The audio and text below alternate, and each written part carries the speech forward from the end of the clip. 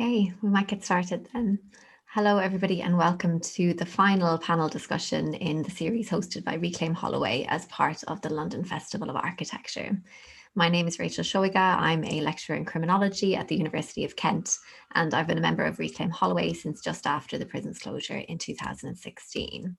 I'm hugely excited to be moderating tonight's discussion, and first I'll spend a few minutes setting the scene for our panelists to discuss what equitable procurement and design would mean for the planned women's building on the site of Holloway Prison and what that might look like.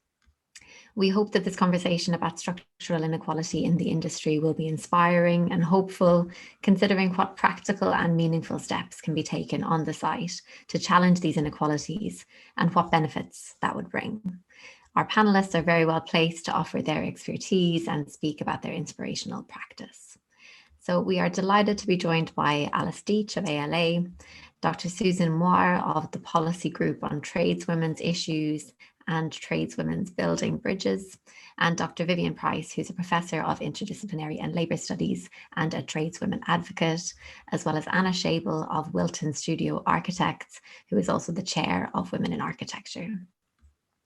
So before I invite our panelists to introduce themselves and to offer some initial ideas and interventions, I'll begin with a very brief introduction and explain what Reclaim Holloway have in mind in advocating for a women's building on the site. Once we've heard from our speakers, we'll have time for questions. As questions come to you when you're listening to the speakers, please do pop them in the chat box and I'll collect them to put to the panelists at the end. Our event is being recorded and our artist, Nikki Gibbs, will also be drawing the conversation. Make sure to follow us on Twitter to make sure that you can see Nikki's gorgeous and compelling illustrations of ideas from the session so far and the one that she'll create from this evening's conversation. Hopefully, with the very restrictive approach we've taken, we've made Zoom bombing impossible. But if it does happen, we'll end the meeting, take a few minutes to check in on the speakers. And if they're happy to continue, we'll reopen the meeting and the session can continue. Okay, so to offer some brief background to begin. Reclaim Holloway is an abolitionist coalition made up of women with lived experience of Holloway, women sector workers, academics, activists, architects, and local residents. The prison closed in 2016, and we mobilised to make sure that the development is socially just and serves the public, and to advocate for an appropriate and meaningful legacy for the prison and the thousands of women who were imprisoned there since 1852. These panel discussions are centred around this site and attentive to its history of both feminist struggle and brutalisation of women in these institutions. They are designed to raise awareness around the current status of the development and to hear from architects, activists, and academics on important questions of legacy, design, and the potential of the site before the plans are formally submitted for planning. This evening, we want to consider broader issues of structural inequality in the construction and architecture industry by looking at the Holloway development, its limitations so far, and the potential to do things differently on the site, especially in building the women's building. Reclaim Holloway has advocated since the prison's closure for a women's building as an inclusive, transformative space of support for women in the community. We see this as a living legacy for the complicated and difficult history of Holloway Prison, and we believe that it's only right that charities and non-state organisations that offered support to imprisoned women in the prison and women in the wider community should find a home in this building. It's outrageous how women's services have been decimated in London and across the UK. Crucial services that were offered through the prison need to be available to women in the community in a safe, connected, and holistic environment without the precarity caused by high rents. This building should address the needs of all women in the community, addressing trauma and abuse, offering safe spaces, therapies and counselling, employment support, and other services. We organise these events because it's become clear through our engagement with the developers, Peabody, that our vision is much bigger and more expansive than theirs. The design by AHMM, their architects, is too small and not at all iconic or innovative, not appropriate to the history of the site and the needs of women. Peabody bought the site in 2018 with a 42 million loan and a 39 million grant from the Greater London Authority. This is public land, bought with public money, and it should be shaped by public voices and commitments. We also insist that it should be designed by visionary female architects and built by women. This is appropriate given the legacy or given the violence experienced by women in this prison. Women should shape how that legacy is reflected in the design of the building and how these women's spaces are designed in a gender and trauma-informed way.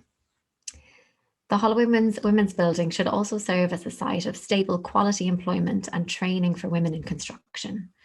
When women are released from prison, they're released back into lives that are often shaped by structural disadvantage, marginalisation, and institutional racism, with the additional stigma of a criminal record. It can be incredibly difficult to rebuild their lives, and the support offered by the state in terms of social services and employment opportunities is limited. So on this site, we would like to see a transformative shift in direction, not only from imprisonment to meaningful, non-punitive support and care for women, but also to challenge the gendered inequality in the construction and architecture industries. We want the women's building development to be women-led and majority women staffed at every level. So what is being offered by the developers at the moment? They're being bound by the council's planning document to provide a base for women's services and a safe space in which multiple services can be accessed in one building. But the developer's plan at this moment is to allocate a single ground floor of a residential block for the women's building, while at the same time calling this ground floor a women's building. So for us, this is insufficient space to offer a home for women's services or create a safe space for social support. And we don't see any architectural expression of legacy in the designs.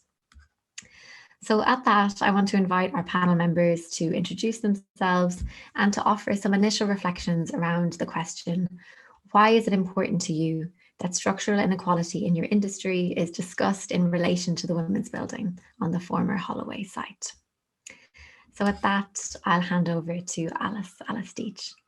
Hi, good evening, everybody. My name is Alice Dietsch. I'm an architect, director of practice ALA, practice that was founded by a woman, by Amanda, but which is today run by a mix of women and men, and I think that's very rich. So I'm always a bit cautious when I get invited at meetings where we're going to talk women, because I think we as a practice work much better as a group of individuals that have different interests and different point of view and are complementary. So I think it's very important we keep that in the back of our mind in these discussions around the women building and maybe who should be in charge of how designing it should go about.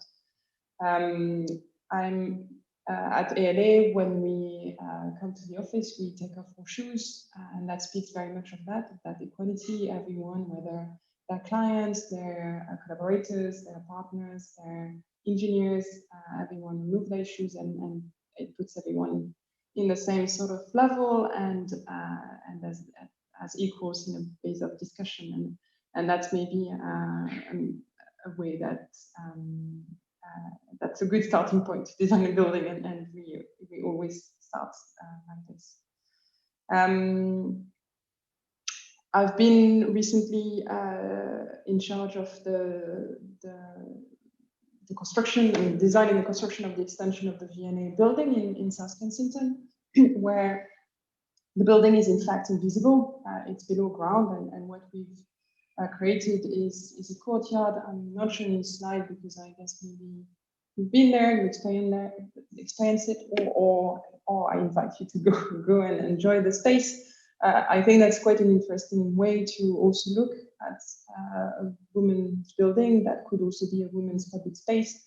Sometimes public spaces are a lot easier to approach and to engage with people, and are somewhat more democratic, or can be very democratic, and maybe I think for me it's important that the discussion of the women building or the women ground floor or that space extend into what it does to the entire the entire neighborhood of Holloway. Sorry, Alice, do you mind if I interrupt you for a second? I think you're a little quiet. I think some people are struggling to hear you. If there's any way you could amp up your microphone a little bit.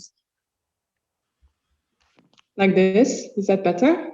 Yeah? It's better to me. Yeah. Okay, I'll try to speak up a bit.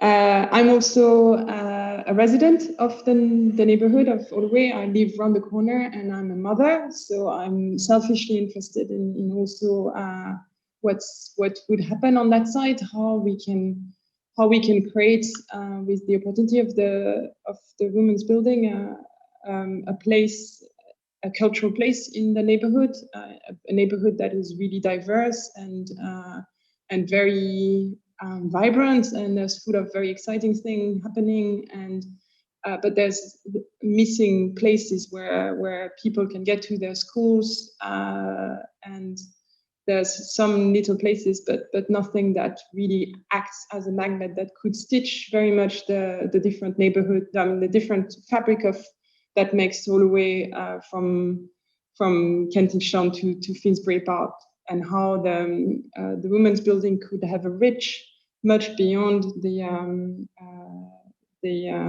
site itself, and it could, have an importance in London and in the UK. Yeah, I'm very interested in debating in today rather than to talk about what we've been doing. I would simply conclude on our most recent project here at ALA, where we have been opening Maggie Center in Southampton. It's a building that we like to describe as a building that inspire emotions, that puts you in a state of mind of comfort, of confidence, of care, of home. And I think all of the things would be important to maybe describe we talked about trying to find a brief or describe a brief for the women's building. I think that brief should be an emotion, a feeling, more than a technical brief. And that's maybe what I would like the debate to talk about today. And finally, to address, Rachel, your points on the inequality in the industry. I think that the debate still is very important and you talked about it today in the training into construction. How do you get in once you're there? I think the equalities are, it's about working together. Equalities exist. To me, they're not about women or men. They're about background and experience, and I think in that way, training in construction is probably the important aspect in resolving the inequalities. And maybe I pass on to the next speaker. That's great. Thank you very much, Alice. While thinking and responding to what people are saying, I'm always thinking about what to present to people. We're hoping to collect, some insights and some ideas and some feedback from these sessions to bring to the developers and to bring to the council. And I love this idea of an emotion-led brief. It's exactly, I think, what we're all about and thinking about what we want this space to be. The technical brief is important, obviously, but to have this idea of a space of care and comfort and home and the emotions that will be elicited for women in that space. So thank you for that. That's a really amazing idea. Okay, next we've got Dr. Susan Moir, if you'd be happy to take over. Oh, thank you, Rachel. Is my sound okay? Can people hear me? Okay, thank you. Thank you. I'm very pleased to be here and to have this opportunity to speak today, but also to have been to the other three sessions, which have given me a greater understanding of Holloway and of the construction industry in the UK, which I'm very interested in learning more about. So let me just share my screen. Oh, what I was going to put up has disappeared. Hold on one second. So I am here today representing Tradeswomen Building Bridges. which is the North American Network of Women Working in the Construction Trades. And we have a website you can see down the bottom, tradeswomenbuild.org. We invite you to take a look at that and follow us. I want to say that I am the only white collar member of Tradeswomen Building Bridges. All the other members are working women construction workers. And so today, joining us amongst the audience, the participants here, are Amber McCoy, who's a carpenter and a trainer for the Carpenters Union, Kelly McClellan, who is driving a piece of heavy equipment somewhere in Kansas while she's listening to us, Noreen Buckley, who is doing electrical work somewhere in San Francisco and listening on today, Kathleen Santora, who is a painter, painting something as we speak. And I'm very pleased to see that Molly Martin is with us. Molly is one of the godmothers of the tradeswomen's movement in the United States, and I saw that she had joined us too. I also just want to speak of Linda Clark at the University of Westminster, who has become a key partner for us in beginning to think about how we can contribute to the struggle for Holloway and continue some activities that I'll talk about. So I've got to, oh, here we go. What is Tradeswomen Building Bridges? As I say, it's an organization of tradeswomen in North America, United States and Canada principally, although we're doing our work, organizing work to try and build out from there. And the vision is to elevate tradeswomen, women as equal, and the construction trades as honorable work. The mission is to build North America's representation in the global network of tradeswomen advocating for themselves, tradeswomen advocating for themselves. And TBB's guiding principles are, as tradeswomen, women's voices should be included and heard wherever decisions are being made. Our labor is essential in societies, and we demand and command living wages for our labor that support our families, our communities, and us. And our diversity, the tradeswomen's movement throughout the world is extremely diverse, and diversity makes us strong.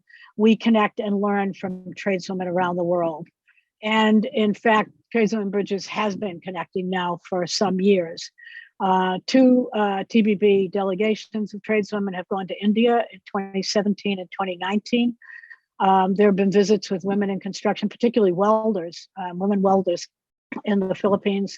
We've had international guests attend our national conference, Tradeswomen Building Bridges, Tradeswomen Build Nations, which is the largest union conference in North America. Over 2,000 women attend that regularly when it is in person. We've done online global exchanges with BWI, the Building and Woodworkers International. And our plan is to bring a tradeswomen's delegation to London in June of 2022. And the focus of that trip will be Holloway. So let me go back to the questions that Rachel asked me to talk about today. What are the active steps that could be taken throughout this project to tackle the structural inequality inherent in the construction industry? And how can the women's building become an exemplary model for equitable development? I can't answer that first question today, but I can tell you where some of the answers are, and the connections and relationships that we have built where some of those answers are. And I think I can say something about how the women's building can become an exemplary model. So what can we contribute? We have case studies of best practices to beat what I call the 3% problem. In most of the northern economies, the representation of women in the construction industry is just under 3%. I will say that I think it's a little worse in the UK, but for the industry can do nothing, absolutely nothing. And its representation will be somewhere around around 3%. So that's what we need to do, is beat the 3% problem. And that's what these case studies, these locations have done. So let me just point out some to you. The Canterbury rebuild in New Zealand after the earthquake in New Zealand is a model for us around the world of what was done. And they've done 2 reports. The number of women, you can see in the headline, the number of women in 2015 is increasing. And in fact, women made up almost 18% of construction workers in Canterbury in June 2015. So they did things to do that. And those are the models that we need to look at when we ask the question, how? Alice just referred to the question of why women are excluded. So tackling the structural inequality inherent in the construction industry. I did a study on this in 2011, which is called Unfinished Business. Tradeswomen led a study in British Columbia in 2017, and you can see they did a quite extensive analysis of why women have been excluded from the construction industry. I will tell you that every study that has been done by women comes up with the same answer. The reasons that women are excluded from the construction industry are men and institutional sexism. There is nothing inherent in women that keeps them out of the industry. And in fact, in our pipeline program here in Massachusetts, we get 50 to 70 women every month who are interested in joining the construction industry and entering the trades, but they don't know where the door is because they've been prevented from knowing where the door is to get in. In Massachusetts, where I do my work, this is an example of the changes that we've made by looking at the question of how. You can see in 2012, women were under 5% and now are 10%. The blue lines are the union sector. The union in North America and in some places around the world, it is the unions that are driving getting more women into the trades. The 3% in the non-union sector has been constant over about 9 years. Pipeline, someone, I think Alice again, just kind of referred to the pipeline. Your pipeline is going to be very different from ours, and we have a lot to learn about yours. But we can tell you that looking at opportunities for girls in secondary school programs, or what we call high school, so these are girls who are, in school from age 13, 14 to 17, 18. This is the progress we have made in making construction-related trades available to girls in at that level, girls who are still in secondary school. And it hasn't been magical. We have strategies for doing it, and we want to share those strategies. We have more case studies. Seattle, Washington, ANEW is an apprentice and education program for women. They're working with the Seattle transit system. Portland, Oregon has the Metro Construction Careers Pathways Framework focusing on women. Nova Scotia has an office to advance women apprentices. And across Canada, Build Together is a national initiative of the building trades to promote and support promote, support, and mentors women in the construction trades. So there are many examples around the country. The second question that we were asked to answer today is, what are the active steps that can be taken? From New Zealand, again in Canterbury, they did this thing called 5 tips. Extremely simple, but it has driven what we've been doing across Massachusetts. Communicate the business case, develop collaborative relationships, make tradeswomen visible, women who are doing the industry, the work in the industry, and treasure what you measure. You've got to set a goal, and then you've got to measure it, and then lead from where you are, which I think is very important for collaboration and also for what we've been doing here over the last few weeks. There's a role for the architects, there's a role for the tradeswomen, there's a role for the developer, there's a role for the community. And if everybody works together and stays in their own lane, more progress will be made. One thing we don't really allow anymore in Massachusetts is people who come to meetings and say, you should do this, no, you should do that, no, you should do this. We answer with, what are you doing? If you're here at this meeting, you have some relationship to the industry, so what are you doing? We feel there are 2 critical factors in beating the 3% problem. One is multi-stakeholder collaboration, and Reclaim Holloway is already the community stakeholder in that multi-stakeholder collaboration. The Islington Council is a stakeholder. Peabody is a stakeholder. The tradeswomen themselves are a stakeholder, and the unions need to be involved in building those stakeholders. And the second piece is what we call targeted projects. We know now, we didn't know this 20 years ago, but we know now we cannot change the entire construction industry horizontally. If we do, we end up with 1 woman here and 1 woman there and 2 women here, but one of them is quit, and another woman there, and women do not stay in the industry and they do not get the training. that they need to get. What we need is targeted projects where women can be concentrated, and the women's building is a targeted project. The entire Holloway construction project is a targeted project. The Women's Museum in the East End that Rachel referred to can be a targeted project. Get every woman who is in the trades or wants to be in the trades onto those projects, and that's where you start counting and measuring. Women building women's buildings. This is what we're advocating for you. Name your targeted projects, build the infrastructure to get the women on those projects, build a pipeline to these jobs and to staying in these jobs that suits your industry and the culture of your industry, and then let the women build the women's buildings. We would say that Holloway, as I say, not just the women's building, but the whole project. I understand it's social housing.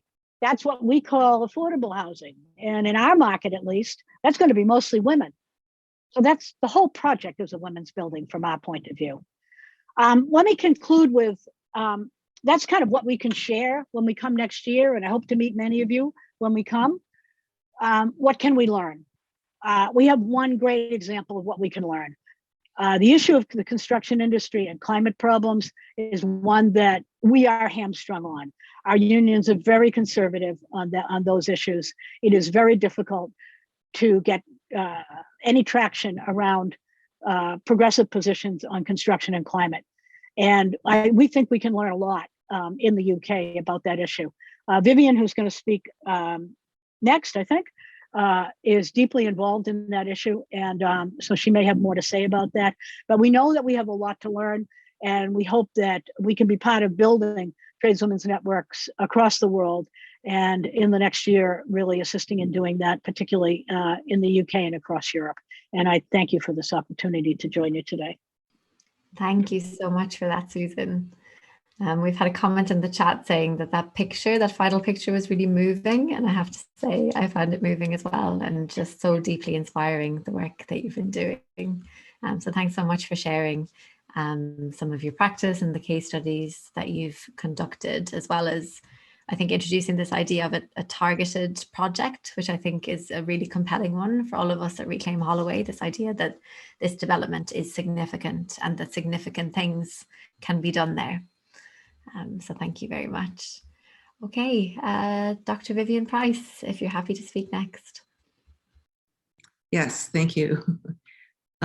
I'm sharing my screen. I really thank you so much for the invitation to speak on this important project. And I'm noting the Twitter for Reclaim Holloway because I think it's important to highlight that we're really trying to communicate with people in the UK, but internationally.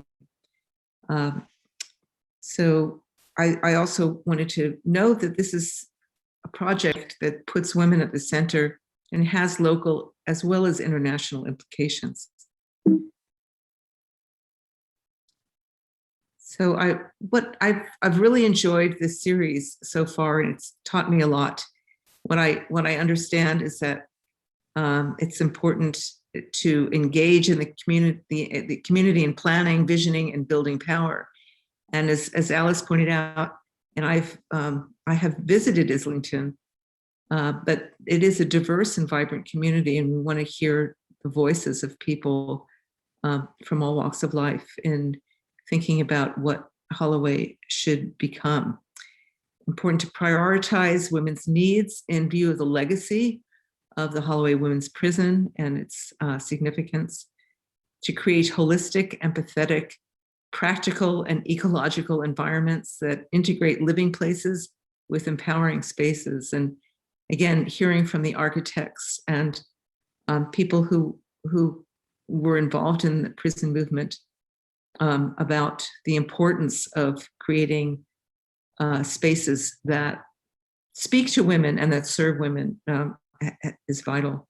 And finally, to organize construction with long-term equity in mind, and to mobilize the community along with international tradeswomen and prison abolition movements. And I understand that there are some links to other countries where women are working, as well as other communities are working on seeing something different come out of the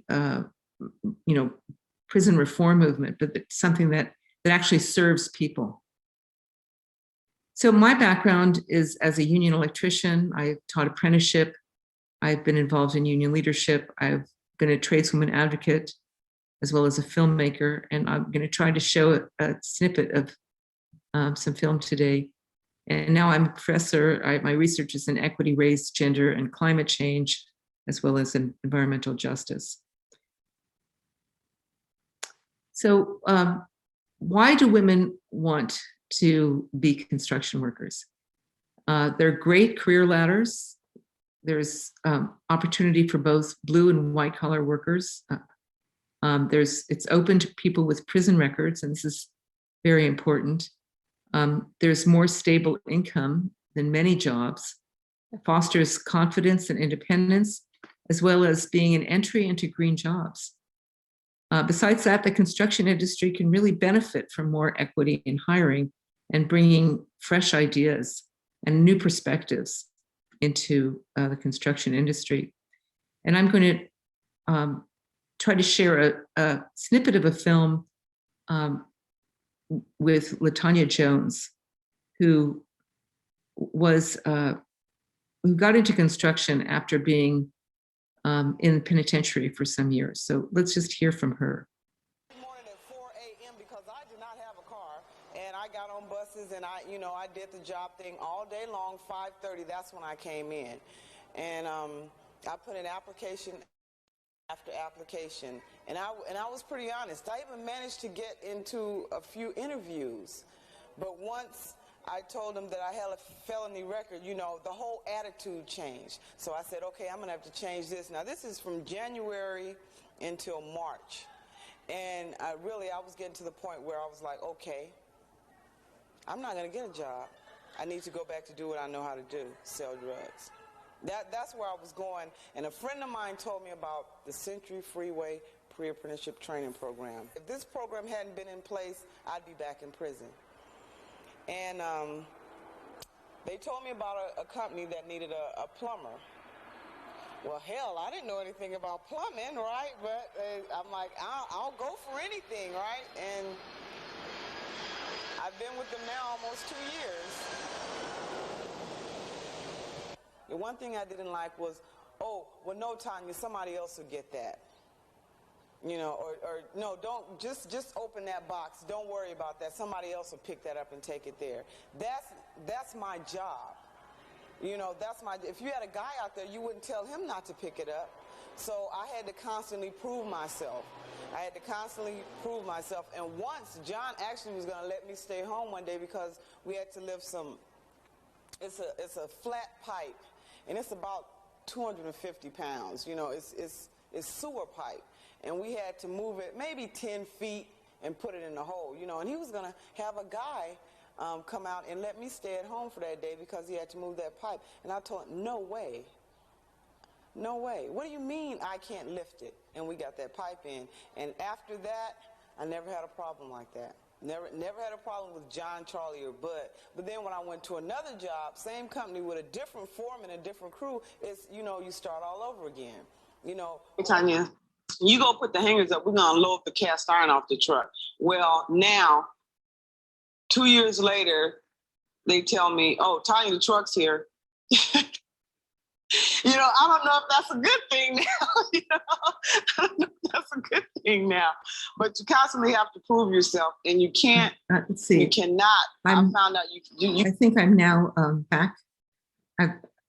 Sorry about that. It is a little bit unnerving, but I wanted everybody to hear LaTanya's story because there's so much to how you help women and empower women to get into construction.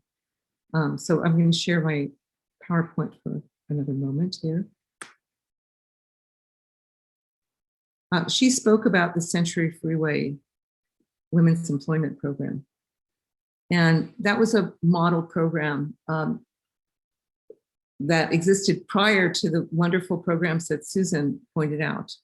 But it was extraordinary in in the way it pioneered some of the programs that it initiated. It had a 10% goal for women's hours on the job, a 65% goal for workers of color. It involved a special training program for women. You can see some of the photographs here. This is a picture of the training program with a woman instructor for women and men, but then women had their own training program as well.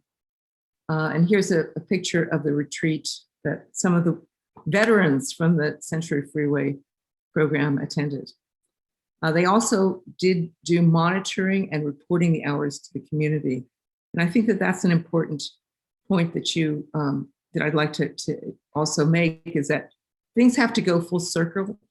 If you're going to be doing training and bringing women onto the job, as well as residents, you want to make sure that the community knows what the progress is, because if the progress isn't good, and just because you have goals doesn't mean it will be good, the community can apply pressure to bring the companies to account.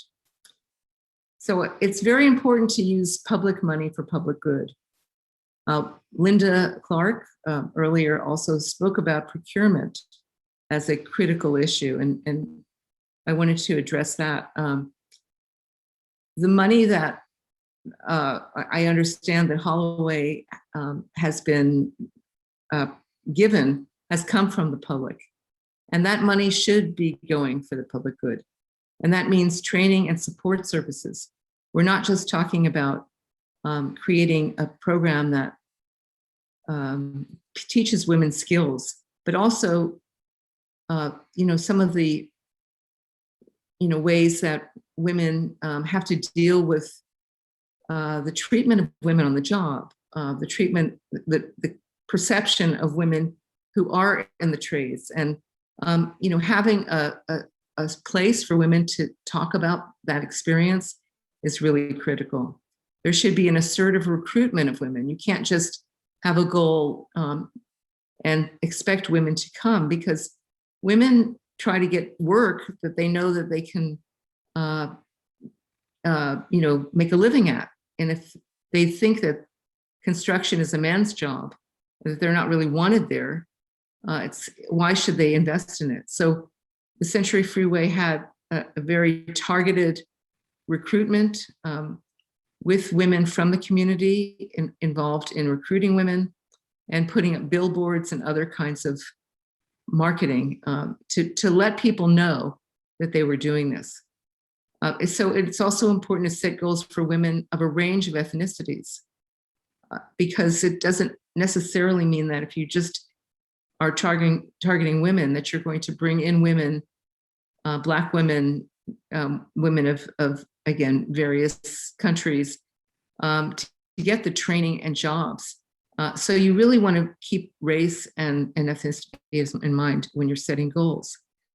And of course, in England, it would be Unite, most likely, that would be the union partner, because these shouldn't be just jobs that are temporary and only for Holloway, but lead to apprenticeships and longer standing stable employment.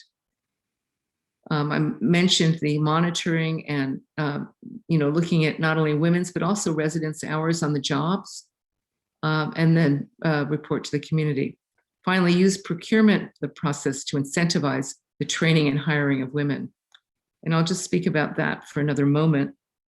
The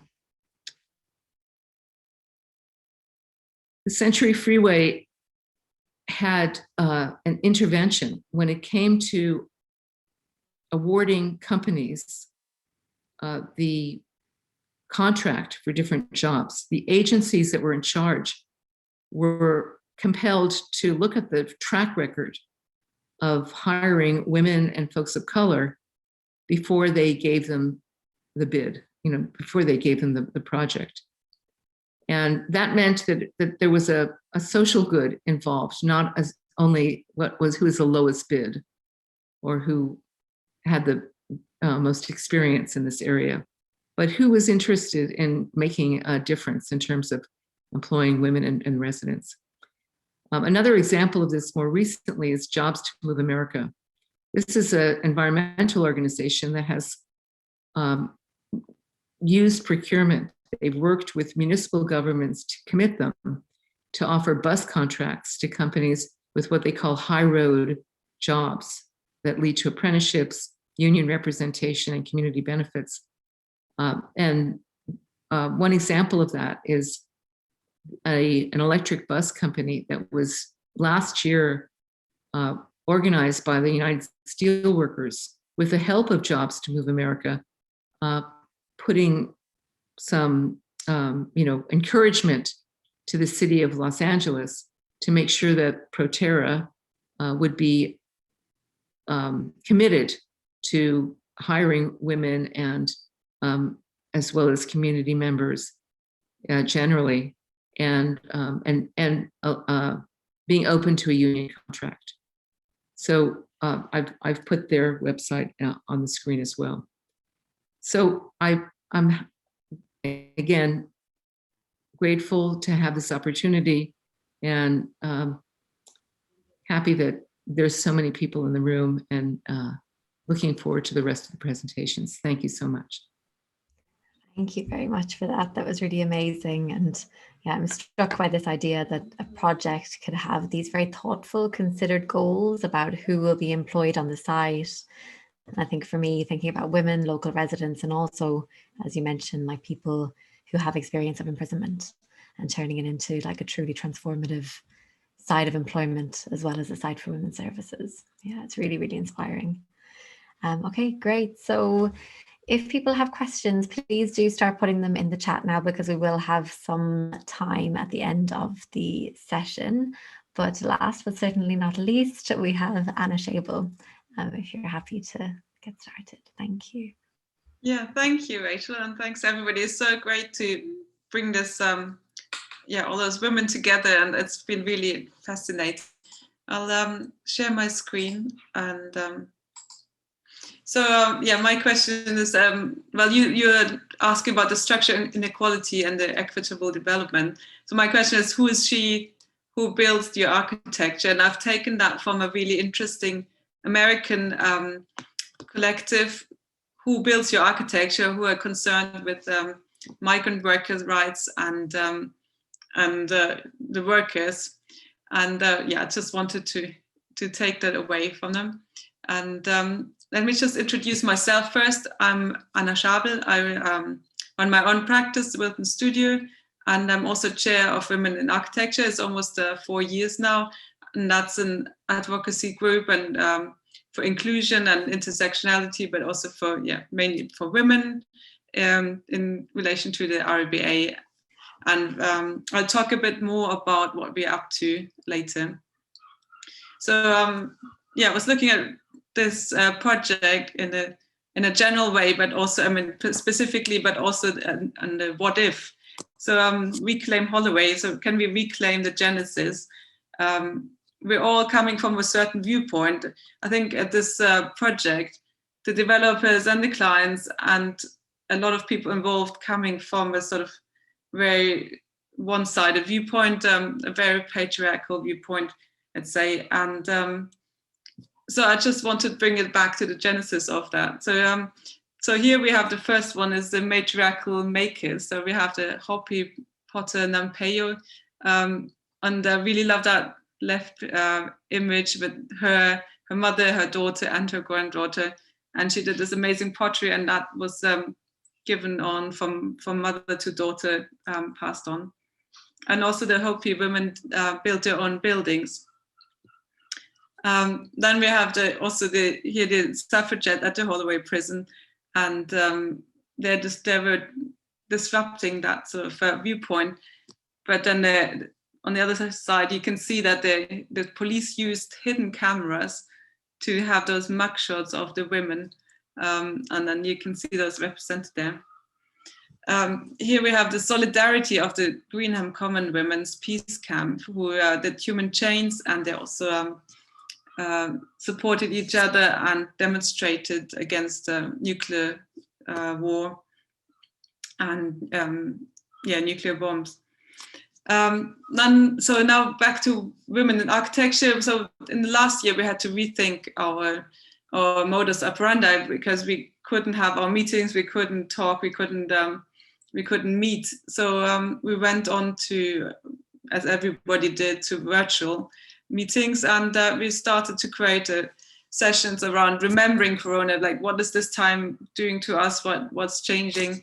And then we invited people to bring in those to send in images, what this time was represented for them, and then we created and their stories, and we created an event around that, the power to share. And we also had coffee sort of meetings, virtual, supporting people. And then the last thing in February, we started a survey about the future of women in architecture. So this is just a little glimpse of it. It's this is one of the questions, was the logistics of working from home have become easier.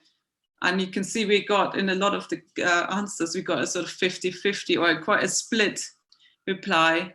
And we also got that 13% of women want to leave the profession. And then one of the comments here is, I'm disillusioned, overworked and exhausted, desperately trying to combine a 60-hour plus work week with homeschooling on 90% of an already poor salary. So we had some positive, but also some very negative replies.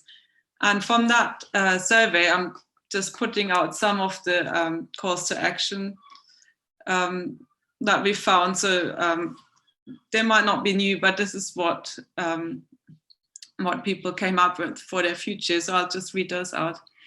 So practical and immediate action towards inclusion and equality, challenge the existing hierarchies and also include the men in the conversation, more women in leadership, more women in academia, flexible working hours, close the gender pay gap, paid overtime, shorter hours.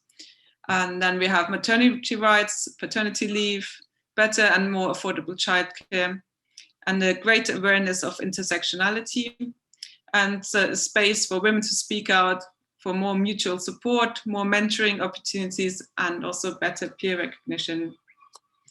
So Holloway reclaimed the narrative. As I said, the narrative has been given from one side, and if we can step out of it, maybe you can find a different viewpoint of that. So the narrative of the patriarchy is here. You can see this already in the architecture. You have the castle, you have the sort of that humans are sinners. If you sin, you go into prison, you get punished, you might be redeemed. But this is, I think all that the women's building stands for doesn't have the place in that image. And also already we have the suffragettes who are also part of the history of that prison, who were disrupting the narrative, who would went on hunger strike because they were not political prisoners. They were imprisoned for the vandalism. And coming back to the women and their careers is, I think it's almost like a snakes and ladders, because the narrative is that we're all to blame ourselves, that we're like the captain of our ship. But then, so if you're doing well, you climb up those little ladders, and then in the end you end up on the barge on top with two peacocks on your side, and it's all golden. But then maybe if you've not done well, you slide down one of the snakes. So this start in education. So if you have a supportive tutor and you have very good peers and you're doing well there, maybe then you might sort of climb a few steps. But then again, if you don't, maybe you'll get stuck somewhere, or maybe you find a good job, and or you might find some training opportunities, better responsibilities in that job, and maybe you climb a little bit more. But that isn't a given. Like many women fall out of that system, and at any of those points, so it could be the office culture, it could be clients, the site culture, and or then motherhood. Maybe there is a supportive partner, and maybe there is childcare. But then again, I mean, that's the point that many women go back on the snake and slide down, and then in the end you have maybe the time consumed. So is it worth spending all this like overtime, spending all those hours, or did you have a good life-work balance? So it's it's a balance, really. So I've put together a list of some of the possible actions, but I think we heard some from the previous speakers. So I think it's a lot. So this is my view. So there's a lot out there. So there's a lot that can be done.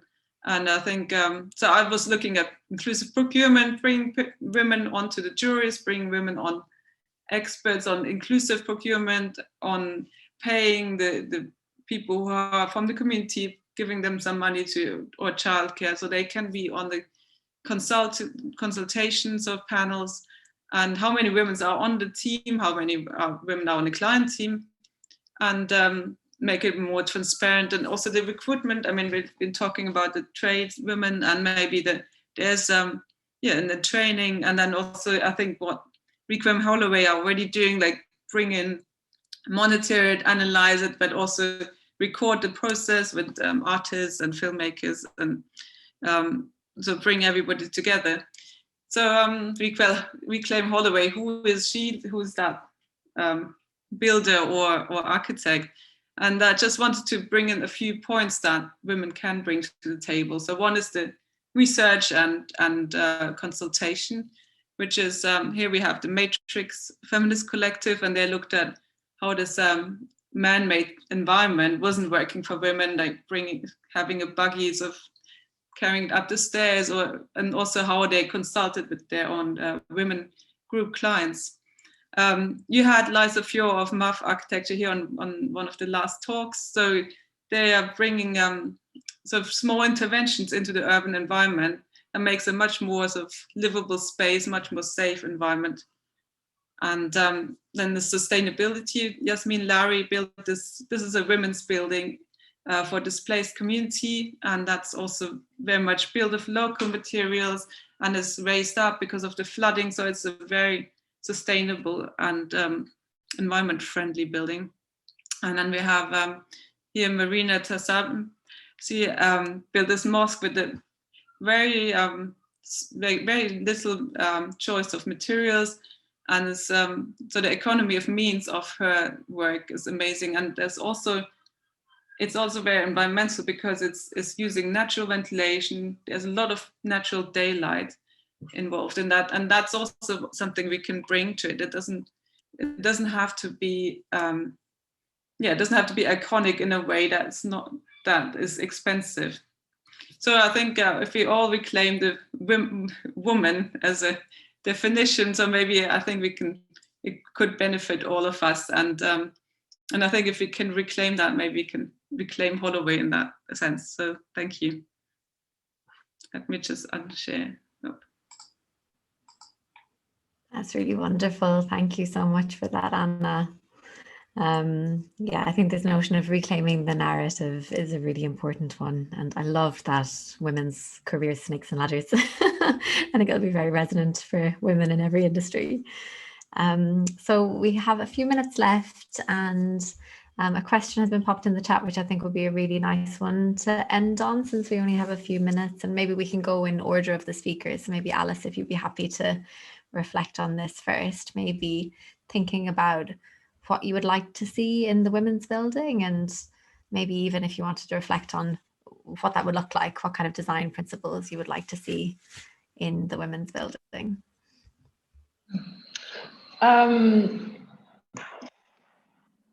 Open. It needs to be open. I think I would like it to, maybe I would like it to be feminine as a building, as simple as that, something that, this has been really interesting, this conversation, because I'm really not a feminist, and I can feel that maybe some of the other panelists are much more engaged than I am, the three of you, in the missions you're doing and in the fantastic jobs you're doing. And I'm certainly overexcited by the idea that a building could be built entirely by women. And how that can be something that we have no idea what it could look like. And I think there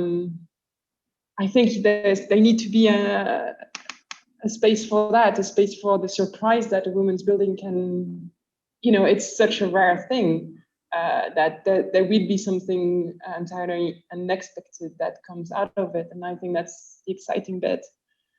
And as I said before, I think to me, what would be very important is that it's resonating beyond the door of it, that it's sort of takes the public space and is loud and reach out really far away.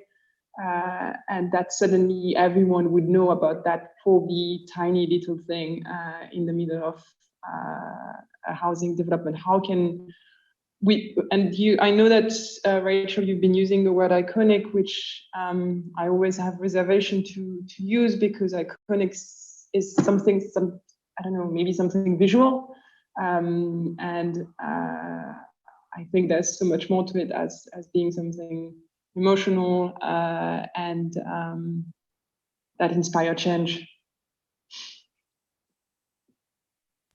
Amazing, amazing. Thank you so much for that. Yeah, I think the surprise is something that I'm very open to and would love to welcome as well. Susan, would you like to offer some reflections on what you'd like to see in the building? Yes, yeah, I definitely would. I think that, well, first of all, I think it should be big.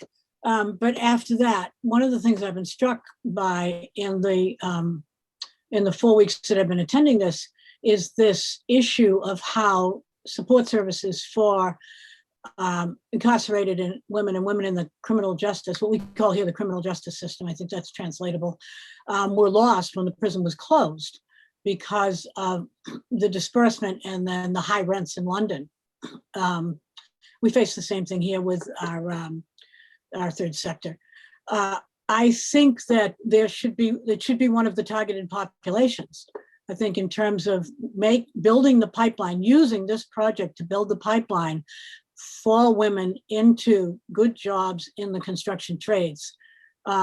There should be a focus on women who are in the criminal justice system, and particularly women who I'm not sure, I want to know more about the displacement of people around that neighborhood and how they might be prioritized to get into this new social housing.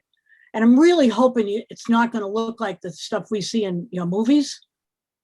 I don't, not just the women's building, but the thing we see your films, and I see 10-story bad motels. I hope people are looking at what the extending this vision towards the social housing itself and what that will mean for women and their families. And I'm sure many of those women are in some way involved, either themselves or partners or family members in the criminal justice system. And I think there should be a way to fold that into this whole project. Thank you very much, Susan. Yeah, I think definitely. And I mean, to clarify as well, the whole site isn't social housing. There'll be some affordable housing, some social housing, and quite a lot of unaffordable housing as well. So I think that'll definitely, yeah, it's something that we really mobilized. I would not focus on those people. Great, thank you. Okay, I won't say anything else because we're running low on time. So maybe I'll go straight to Vivian, if you'd be happy to offer some reflections. Well, I also would say, and that's why I wanted to focus on LaTanya Jones, at the involvement of formerly incarcerated women, whether it's in construction or in the other services that are and the housing that's available, is critical. But in addition, I thought, especially last week, I was very impressed by Nikki's drawings, envisioning so many different layers of possibilities of space, of enjoyment, of performance, of commerce. And I did miss having a space for training. I suppose that, when you talk about jobs, it's not necessarily that there's going to be any training there. So I don't know if there will be enough space to have that there as well, but certainly training should be close by. And I wanted to also say, because I had experience at my university where they decided to have an open floor where they had a lot of services that were available for vulnerable populations, foster youth, writing center.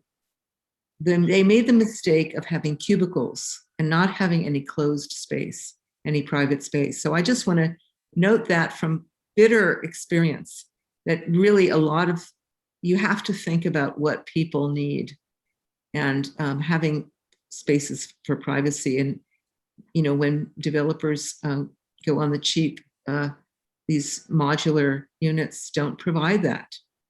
Thank you. Thank you very much. And I think especially if we're thinking about women who have suffered traumatic experiences, having spaces that are private is so important. And I love this phrase of, opening up layers of possibility. And thinking about that. And Nikki's drawings are just so phenomenally inspiring. Thank you very much. Anna, if you're happy to offer. Yeah, sure. Well, I think it's really the people who are making the building and the communication. So I think it has to be really sort of communicative, and the conversation between the people is really important, and maybe also the openness, the light, sort of the and the same, the privacy. And I think in London there's so many amazing sort of community initiatives that might work in a sort of found building, but then also it'd be really interesting to see what spaces work and what don't. I think there are so many really amazing sort of places that are very, very good sort of precedent studies. And also I haven't really, I haven't heard very much about reusing any of the existing and reusing the materials, but also maybe there's even ways to reuse parts of the buildings, or I don't know. So there's probably creative ways to make something happen that haven't been looked at. So I think it can really work. I mean, it can be in the detail, but it can also be in sort of in the habitation of the space. Great, thank you so much. And I think that issue about repurposing some of the building, we raise that, and we raise it regularly with the developers, and it's been closed down so far, but I think it's something that we need to keep bringing to the table, because I think it's, again, both an environmental issue, but also thinking about legacy and how to preserve it in a creative, innovative way. Definitely. Okay, we've run a bit over. Apologies to anybody who is getting hungry, but I wanted to let the conversation run. Thank you so much to our speakers today. That was really inspiring and just really wonderful to hear all of your reflections. And I think I've learned a lot. I'm sure that everybody who's come has as well. I think I just wanted to share a few things about the general series as well as today. And I think the series has been a huge success, including tonight, and we've really been blown away by the ingenuity and the creativity and the kinds of responses and interventions that our speakers have brought tonight and across the series. And as we mentioned throughout, the conversations that have been started not only in London but across the world around feminist sites, and particular sites that are being redeveloped, and how to get a socially just solution at the end of it. And we've also had a lot of requests from people asking how they can get involved in the campaign and supporting Reclaim Holloway. So allow me just to share my screen. So these are the asks that Reclaim Holloway is putting forward to the developers and to Islington Council. So we just want to emphasize these as asks that we hope you'll agree are appropriate after listening to tonight's discussion and across the series. So we really think that there needs to be an extensive, meaningful public and women's sector consultation and a feasibility study, an independent feasibility study, to determine the space requirements on the basis of what women's needs are.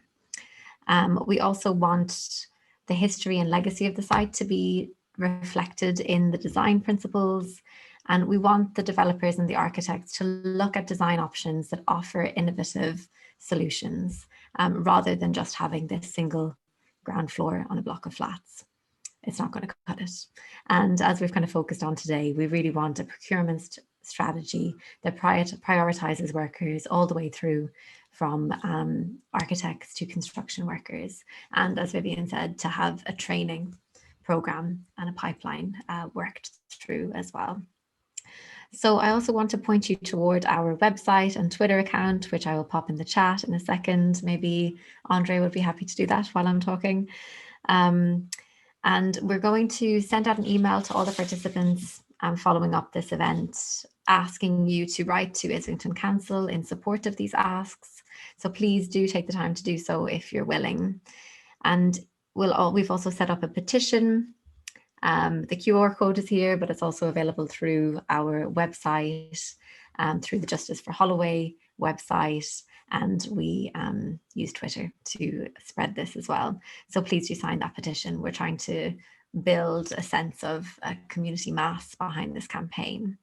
And if you'd like to contribute more time and your skills to the campaign, please do reach out either by email or Twitter, which is all available here. So just to kind of conclude the series, I guess, as well as the event, we really feel that now is the time to mobilize around this campaign. So please do add your voice to the campaign for a socially just and gender equitable development on this hugely important site. We really can't allow this development to be a missed opportunity. And we're currently seeing it railroaded in a particular direction, a very patriarchal direction, as Anna said, despite enormous community effort to shape the women's building into a transformative, paradigm shifting space, which could be a real space of hope and support. So I think that women deserve more. The legacy of the prison deserves more. So please do throw your support behind us in any way that you can. Okay, so we'll leave it there for tonight. Thank you again to Anna, Alice, Vivian, and Susan for joining us, and enjoy your Monday evenings.